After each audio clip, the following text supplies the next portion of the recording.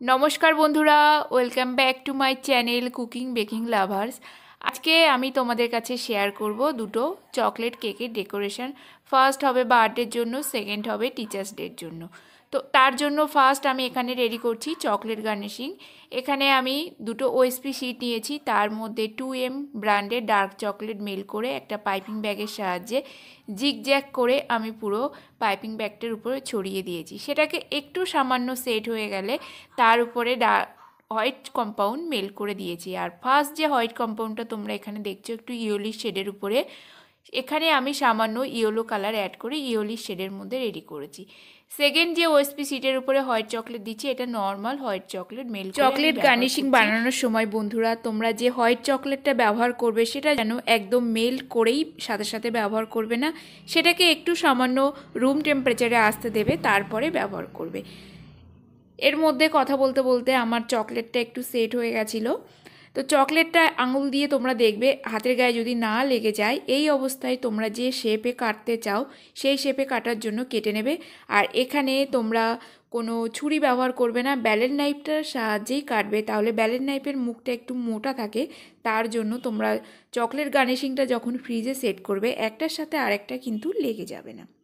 এরপরে চকলেট গার্নিশিংগুলো আমি নজল দিয়ে হোল্ড করে নিলাম, নিয়ে মিনিট 5 মতো ফ্রিজে একটু সেট হয়ে গেলে আমি এখানে ডিমোল্ড করে নিচ্ছি।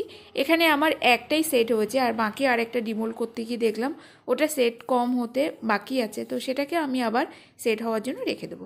এক এক করে এবারে চকলেট গার্নিশিংগুলোর ভেতরে আমি যে গোলটা আছে সেটাকে বের করে নিচ্ছি। নিয়ে দেখো আমার চকলেট গার্নিশিংগুলো এখানে একদম হুবহু বেকরির মতো রেডি হয়ে গেছে। তো একটু কাছ থেকে তোমাদের দেখিয়ে দিই কত সুন্দর গার্নিশিং তোমরা রেডি করে দেখালাম। আর এই যে কেকটা ডেকোরেশন করছি, এটা টোটালি আমার 2 KG chocolate cake, loaded chocolate cake. তো আমি এখানে ইনসাইড ফিলিং আগে থেকে করে রেখেছিলাম, আর ওপরে আমি আগের দিন রাত্রেই চকলেটের গানাশটা দিয়ে পুরো সারা রাত আমার ফ্রিজে সেট হয়েছিল। আর এই যে কেকগুলো ডেকোরেশন দেখছো না, এটা আমার টিচার্স ডের দিনই কেকগুলো ছিল। সব কিছুই বড় সাইজের, একটা 3 কেজি, একটা 5 কেজি, আর সব থেকে কমের মধ্যে ছিল 500 গ্রাম। এইভাবে টিচার্স ডেতে কেকগুলো রেডি করেছি, আর সব টোটালি কাস্টমাইজ কেকের উপর রেডি করেছি। মাঝে আমি মনে হয় 2-3টে ভিডিও ছেড়েছি, তারপরে এই বড় ধরনের কেকের ডেকোরেশনগুলো আজকে আমি দিচ্ছি। তো চকলেট গার্নিশিংয়ের মাঝখানে যে গোলগুলো বেরিয়েছিল রাউন্ড, সেগুলো তোমরা এরকম স্কোয়ার শেপের কেকের বর্ডারের চারিদিকে দিয়ে দিলে কেকের লুকটা খুব সুন্দর লাগে, একদম পুরো বেকরির মতো তোমাদের এখানে লুকটা ক্রিয়েট হবে। আর এখানে আমি উপরে চকলেট ট্রাফেলের বর্ডার দিয়েছি, আর নিচের পোর্শনটা একটু হুইপ ক্রিমের সাথে চকলেট গানাশ মিশিয়ে চকলেট ক্রিম বানিয়ে এই ধরনের বর্ডারটা দিয়েছি। তাহলে উপর নিচের বর্ডারটা একটু ডিফারেন্স আছে বলে চকলেট কেকের সৌন্দর্যটা বেশ ভালো লাগবে। আর এখানে আমি বিভিন্ন ধরনের চকলেটের যে গার্নিশিংটা রেডি করেছিলাম সেটা এক এক করে সাজিয়ে দিলাম। আর যার জন্মদিন আছে সে আমাকে বলেছিল হলুদ কালার দিয়ে লিখে দিতে, কারণ চকলেট কেকের উপরে হলুদ কালার কিংবা হোয়াইট কালার দিয়ে লিখলে লেখাটা খুব সুন্দর বোঝা যায়। তো এখানে আমি হ্যাপি বার্থডে লিখে দিলাম। আর যার নাম ছিল তার নাম ধানুষ। ধানুষ নামটা আমি ঠিক পরে দেব। আর এই কেকটা আমি ইউটিউবের মাধ্যমেই ফার্স্ট আমি ডেলিভারি করছি। আমার বাড়ি সোনারপুর, রাজে নিয়েছিল তার বাড়ি যাদবপুর। তো এই ফার্স্ট কেকের ডেকোরেশনটা এখানে হয়ে গেল, আর কিছু আমি হোয়াইট চকো চিপস ছড়িয়ে দিলাম। এরপরে সেকেন্ড কেক। তো সেকেন্ড কেকটা আমার অলরেডি ফ্রিজে সেট ছিল, ফ্রিজ থেকে বের করে নিয়ে আসলাম। আর দুটোরই সাইজ সেম, ওটাও 2 কেজি, এটাও 2 কেজি।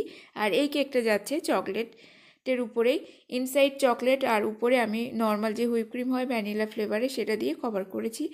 আর সাইডে সামান্য হালকা শেডের পিঙ্ক কালারের বর্ডার করেছি স্টার নজেল দিয়ে। আর এখন যে ডেকোরেশনটা করছি সেটা আমি 6B নজেল দিয়ে ব্যবহার করছি। আর এই কালার কম্বিনেশনটা বানানোর জন্য আমি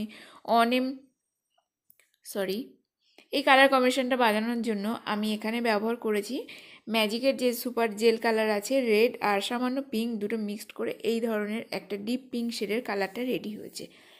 এরপরে উপর থেকে লিখতে হবে টিচার্স ডে, টিচার্স বানানটা লিখতে হবে ভেঙে ভেঙে, TE তারপরে হচ্ছে CH, এইভাবে আমি পুরো আমাকে যেরকমভাবে ভেঙে ভেঙে লিখে দিয়েছিল ঠিক সেইভাবে লিখে নেব।